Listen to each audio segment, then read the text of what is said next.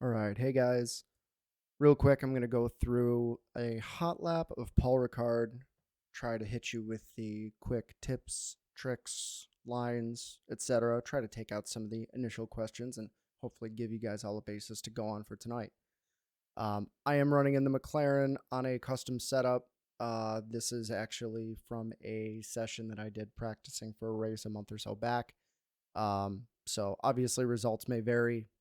Temperature is quite low and I'm on low fuel, so times are a little faster than I would normally run in race pace, but it's still a great representation for where we are with lines.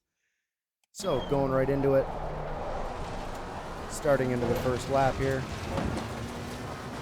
As we cross the line, we're looking to get as close to the right side of the track as possible for turn one.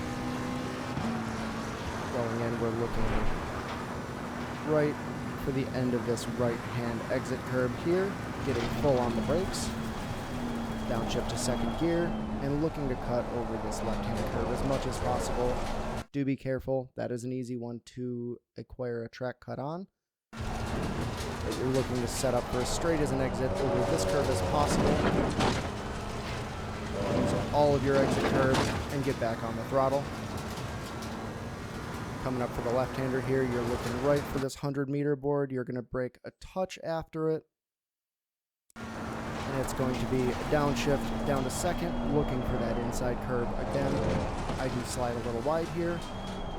Try to keep your apex speed up as much as possible for this left-hander. Use second if you find you're slipping. If you can manage first, manage the throttle, manage the tire spin, use first. Braking in a nice straight line here and turning in, looking for this inside cone as tight as physically possible. And this turn here is crucial. It's awkward, it's a little off camber, and your braking marker is kind of vague. But what you're looking to set up here is the exit onto the main straight. So you want to set that up. You want to make sure that you can straighten out and get back on the throttle as soon as possible, and make sure you can get tight over to the right side so that you can straighten out this corner as much as possible. All the way on the throttle, down the world's longest straight. Make sure to take your sip of coffee while you're driving down, Red Bull if you prefer it. You're getting down all the way to the left side, coming out of the back straight. Now you're going to be looking for this 100-meter board, and more specifically for most, the transition in the curb right here in front of me is normally my braking marker. You'll see I'm getting on it. In the McLaren, for me, it's a dab of the brakes and a downshift just to get the car to rotate in. You cannot downshift. I may not here. I might have lied to you. I didn't. So it's a dab of the brakes and keeping sure to get in as close as possible to this cone on the inside. Now, do be careful to cut this over too much. Again, another easy spot to acquire a track limit warning if you're too far in. But you're looking to aim for that cone and stay as tight to this curb as you can so you can get back on throttle as soon as possible and use all of this exit curb. These cones out to the left hand are your friend. These are where the track limit truly exists. You can use all of that. Do be careful of the phantom bump on this curb if you're in a lower car, however. Going into this next corner, a little vague, to be totally honest. I use the rubber on the ground for a race brake marker.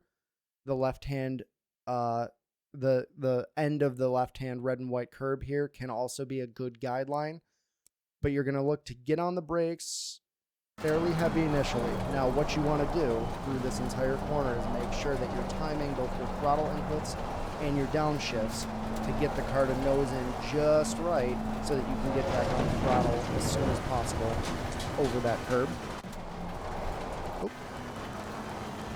Going into the next corner, another vague braking zone.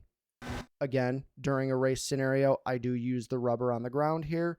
You can also use this last line on the right-hand side to make sure that you know where you are. You're going to brake down to second, and you're going to keep it as tight as you can, but do allow the car to come all the way around. Patience is the key for this corner. You're looking to set up your exit onto this straight. Don't get on it too quick. If you have to lift, you're going to lose more time than you gained. Get back on that throttle as soon as possible, again using all of that exit curb. In this final corner, what you're looking for is the split in this curb from the red and white to the blue. This is typically my marker. I do brake a touch after that. You're going to brake into second. Again, patience is key. Let the car roll all the way around so you can get on and utilize this left-hand curb to set up a nice straight brake into the final corner before you pull into the hairpin. From there, use all your exit curb and get back on the throttle. Good luck. Hope this helps. Please feel free to reach out if there's any other questions. Thank you.